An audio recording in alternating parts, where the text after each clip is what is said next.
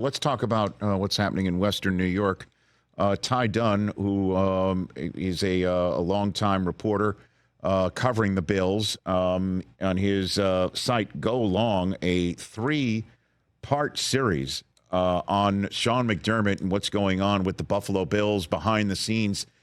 Quite a lot of tea being spilled in those 3 parts, including a story that McDermott once upon a time used the 9/11 attacks as an allegory for his team to, I guess, follow the teamwork aspect of what the attackers on 9/11, I guess, were showing how good teamwork can lead to a goal. It was mind-blowing to read this.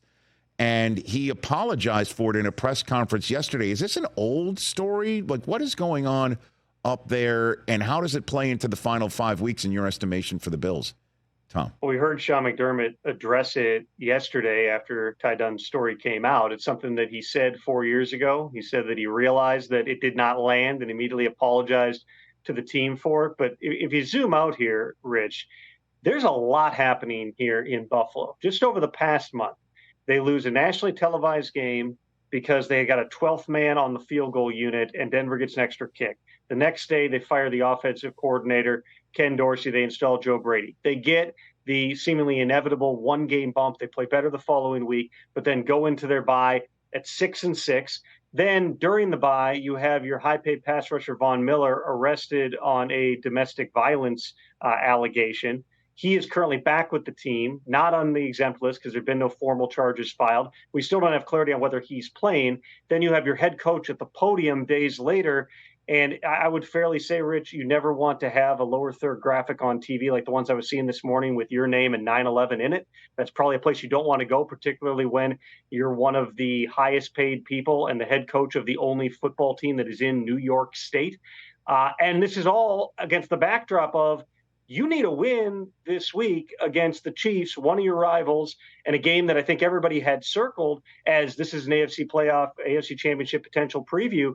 And yet both these teams right now are in desperate straits. If the Bills lose this game, now all of a sudden you're talking about they probably have to run the table just to get into the playoffs as a wild card. So there's a lot of different tentacles to this. There's certainly going to be scrutiny on Sean McDermott. He signed for, I believe, 4 more years. The Bills do owe him a lot of money. Absent extenuating circumstances, I would not think that this was really within the realm of likelihood, let's put it that way, of them making a head coaching change in the offseason. But, you know, the example that I always go back to, Rich, and there's nothing that's close to a comparison of the exact circumstances here. But a couple of years ago, Joe Judge, at the end of the season, the Giants were not going to make a change. There were stories that came out saying Joe Judge is safe. He'll be back for another season.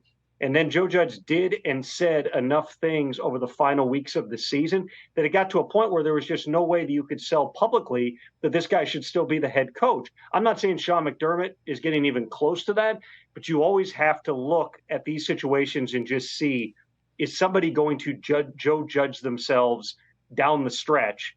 And you do start to have enough pieces in place in Buffalo that you at least have to ask the question of, are they going to come out, play well, get a big win this week? If they don't, then all these other things that maybe were bubbling below the surface start to come to the forefront even more. Catch the Rich Eisen Show every single day on the Roku channel, 12 to 3 Eastern, for free.